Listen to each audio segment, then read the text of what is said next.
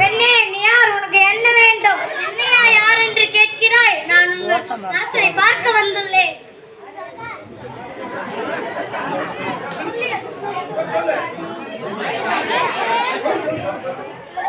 என்னையா யார் என்று கேட்கிறாய்? நான் உங்கள் அரசனை பார்க்க வந்துள்ளேன். அரசே, அரசே, நம் அரண்மனை வாயிலும் அழகு கண்களோடும் தலைவீதி கோலத்தோடும் ஒரு பெண் வந்து நிற்கிறாள். அப்படியா? இந்த பெண்ணுக்கு என்ன துயரமோ தெரியவில்லையே. கேட்டாயா?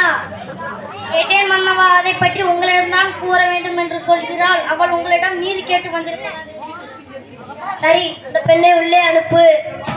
சரி மன்னா. அரசர் அழைக்கிறார்.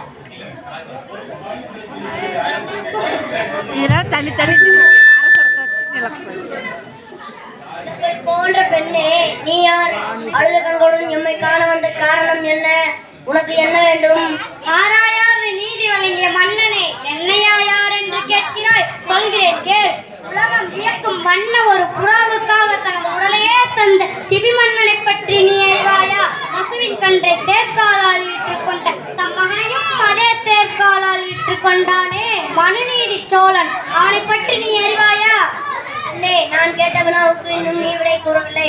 அதை விட்டு நீ வேறு எதையோ கூட்டிக்கொண்டிருக்கிறாய். இழப்பின் அருமை தெரியாத மன்னனே, எனது நிலை அறியாமல் தானே இப்படி பேசுகிறாய். நான் இதுவரை கூறிய பெருமைமிக்க சோழ மன்னர்கள் வாழ்ந்த புகார் நகரமே எனது ஊர். அவ்வூரில் பழையில்லா சிறப்பனுடைய மாசாத்துவான் என்பவனுடைய மகனாகிய கோவலன் என்பவனுடைய மனைவி நான். எனது பெயர் கண்ணகி.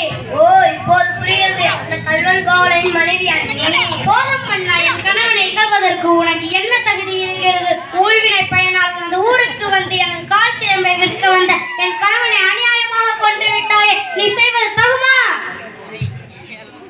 ஆத்திரத்தில் அறிவு கண்ணை மூடிவிடாதே கண்ணகி.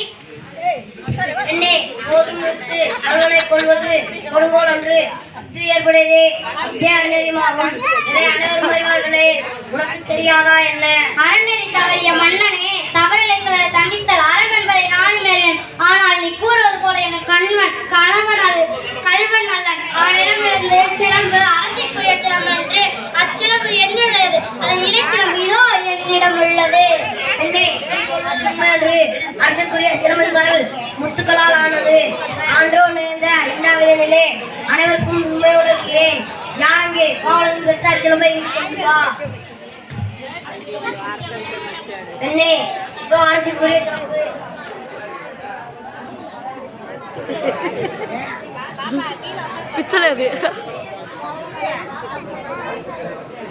நீதி தவறாதவன் என்று போற்றப்படும் மன்னனே, ஒரு தவறும் செய்யாத என் கணவனை கொன்றது உனது அறநெறிக்கு இழுக்கு என்று இதோ மெய்ப்பிக்கிறேன். இங்கே பார். தவறளித்து விட்டேனே. பிறர் சொல் கேட்டு பெரும்பிழை செய்தேனே. யானோ அரசன், யானே கல்வன்.